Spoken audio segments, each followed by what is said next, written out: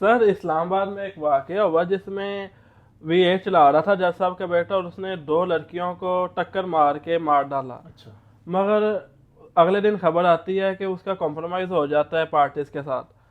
اور دوسری طرف سر موٹر سائیکل چلا رہا عوام بندہ اور اس کا بچہ نہیں چھوڑتا, ساری ساری رات جیل میں رہتا ہے.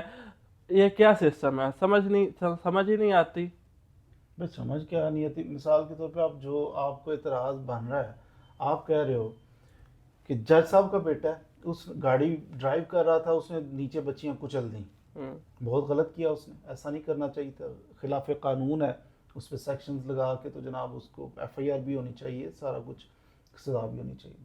بات تو ٹھیک ہے, لیکن اب اس کا کمپرومائز ہو جانا جب وہ بندہ لائسنس کے ساتھ, آپ کو ڈرائیونگ لائسنس ہو نا, آپ ڈرائیو کر رہے ہو اور آپ کے کوئی حادثہ ایسا پیش ہو جائے کہ اب اس بچے کی انٹینشن تھی, آپ بیسیکلی کنڈیم کر رہے ہو کہ جج کا بیٹا تھا نا تو جج نے بچا لیا آپ کو. مجھے یہ پہلی بات بتاؤ کہ جج کو پتہ بھی نہیں تھا. جج کبھی بھی نہیں کہے گا اپنے بیٹے کو بیٹا آپ ڈرائیو کرو, ریش ڈرائیونگ کرو, کسی کو مار دو میں سنبھال لوں. جج کبھی یہ تلقین نہیں کرتا, نہ اس کی انٹینشن تھی, پہلی بات. دوسری بات کہ اب اس بچے نے, اس کی گاڑی کے نیچے کچھ 2 لوگ آ گئے, بچے ہی کی غلطی تھی یا کوائٹ پاسبل بچہ اپنی سپیڈ پہ جا رہا تھا, آگے بچیاں کراس کرتے ہوئے آ گئی, ان کی مسٹیک ہو سکتی ہے. تیسری چیز, قانون کے اندر یہ پروویژن موجود ہے, قانون کہتا ہے کہ آپ سیٹلمنٹ کر سکتے ہو. اگر قانون کسی کیس کے اندر آپ کو اجازت دیتا ہے 2 پارٹیوں کو کہ راضی نامہ کر لو, آپ صلح کر سکتے ہیں, وہ کرتے ہیں. اب ہمیں ہائپ کریٹ کرنے کی کیا ضرورت ہے؟ ہم معاشرے کے اندر کہتے ہو لو جی جج کا بیٹا چھوٹ گیا, جج چھوٹ گیا تو آپ کو کیا پرابلم ہے اگر قانون کے مطابق چھوٹا ہے؟ اب جج صاحب نے جا کے اگلی پارٹی کو اس کے گھر میں کوئی فورس کیا ہے یا نہیں کیا, اس کی ایویڈنس ہمارے پاس ہے نہیں. جج صاحب پتہ نہیں وہ کون ہے, جج صاحب کیسے ہیں, آنیسٹ ہیں یا بڑا پریشر ڈالا ہوگا جج صاحب نے. میئر پریزمپشنز, ایک ہمارے دماغ میں چیزیں آتی ہیں, یا سوشل میڈیا پہ کوئی سٹوری ہم نے پڑھ لی ہے, ہم چل پڑتے ہیں کہ جناب سر وہ دیکھیں جج کا بیٹا رہا ہو گیا. اب جج کا بیٹا ہے تو آپ اپنی کورٹس کے اندر دیکھیں کتنے ملزم روزانہ ہائی کورٹ کے اندر جائیں, کتنے ملزمان روزانہ کی بیسس پہ رہا ہو رہے ہوتے ہیں, وہ تو جج کے بیٹے نہیں ہوتے.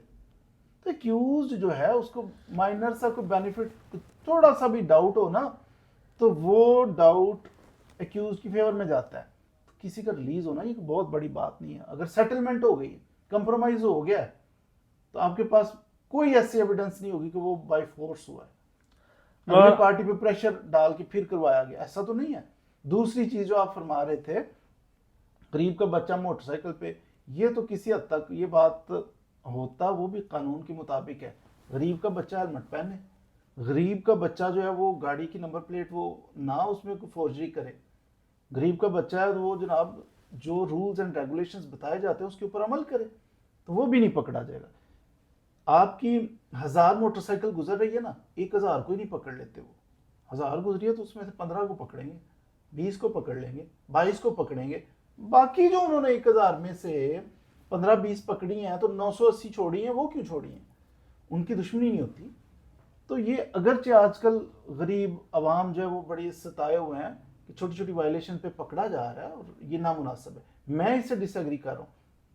میری یہ ایڈوائس ہے, ہر کسی کو ہیلمٹ پہننا چاہیے, ہر کسی کو ٹریفک رولز کی وائلیشن سے بچنا چاہیے, اوبے کرنا چاہیے. لیکن پھر بھی اس چیز کے خلاف ہوں کہ نوجوان بچوں کو پکڑ پکڑ کے موٹر سائیکلیں بیچ دو, نیلام کر دو, ان کا 80,000 کا چلان موٹر سائیکل والے کا کر دو, اور عجیب و غریب زیادہ سختی.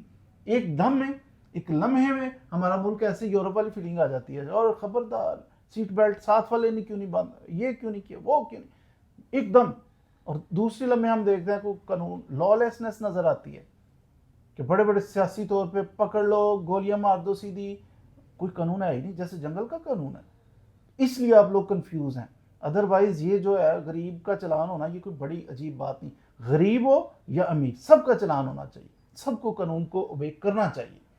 ہاں یہ چیز ہے آپ لوگوں کو جو کنفیوز کرتی ہے کہ ایک لمحے میں پتہ چلتا ہے قانون جیسے ہے ہی نہیں کہ جی یہ دوسری سیاسی پارٹی اقتدار میں آ گئی ہے, کرش کر دو, بندے ہی مار دو.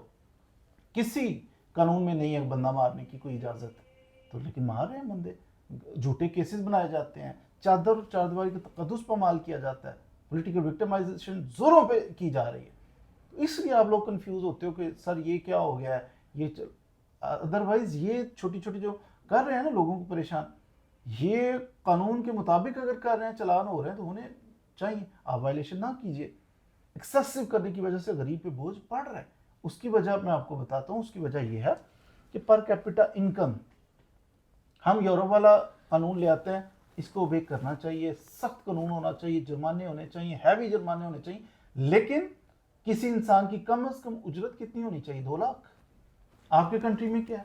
40,000. 40,000. اور اس 40,000 کو بھی کم کم کم کر کے دیتے کتنے؟ کسی شاپ کیپر کو جا کے پوچھیں اپنے لیبر کلاس کو کیا دیتا ہے، وہ 19,000 دیتا ہوں، 22,000 دیتا ہوں، 40 بھی نہیں دیتے.